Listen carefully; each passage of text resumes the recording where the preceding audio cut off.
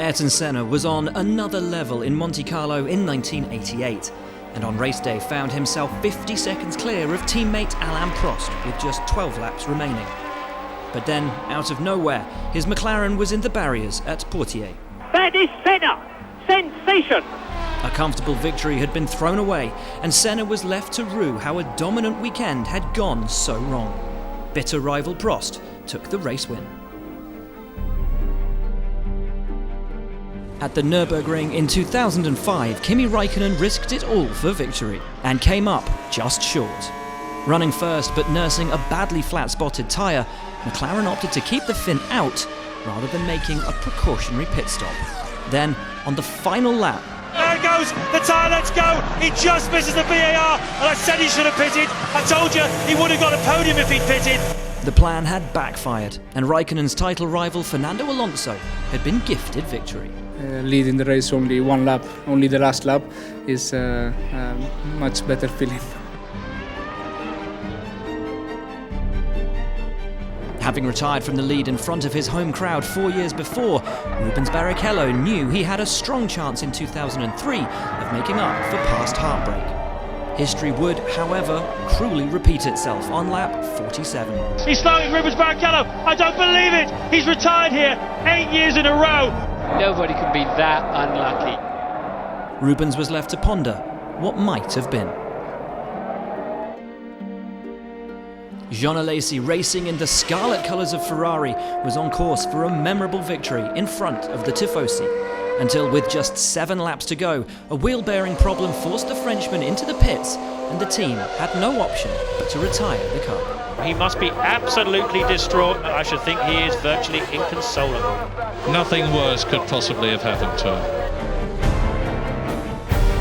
The 2001 season hadn't started well for Mika Hakkinen, but in Spain the McLaren driver was out front with a 40-second gap over Michael Schumacher. Then, on the final lap, his engine let go and his car came to a spluttering halt. Schumacher inherited the win, as Hakkinen was left to hitch a ride home. Super disappointing. I mean, god damn it.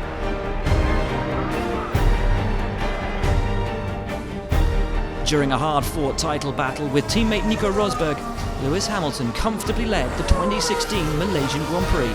But on lap 40, his Mercedes engine failed and he was forced to retire. Oh no, no! His engine has blown and his chances of winning the Malaysia Grand Prix with it. Hamilton would go on to finish second in the Drivers' Championship, 5 points behind Rosberg.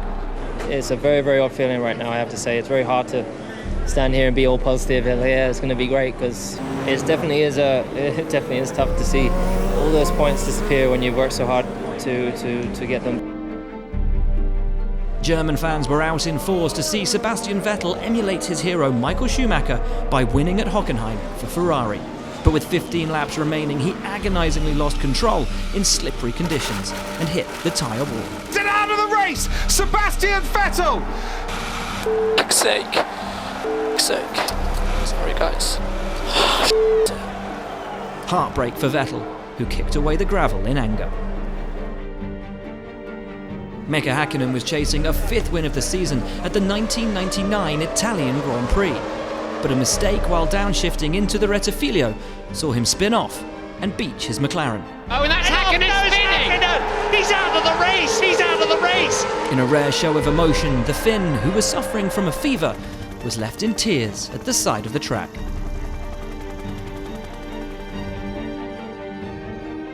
Luca Badoer was never able to achieve a points finish in Formula One, but at the Nürburgring in 1999, he was running in an incredible 4th place for the uncompetitive Minardi team. Until heartbreak with 13 laps to go, as a gearbox failure brought his car to an agonising halt. And now the very fashionable Doing a Hakkinen. Luca Badoer, knowing what has happened to him, understandably, I suppose. At the final round of the 1986 season, Nigel Mansell looked set to claim his first World Championship. Running comfortably in 3rd place on lap 64, his rear tyre exploded at 180 miles an hour. And look at that! And colossally, that's Mansell! That is Nigel Mansell! Mansell was forced to retire with suspension damage.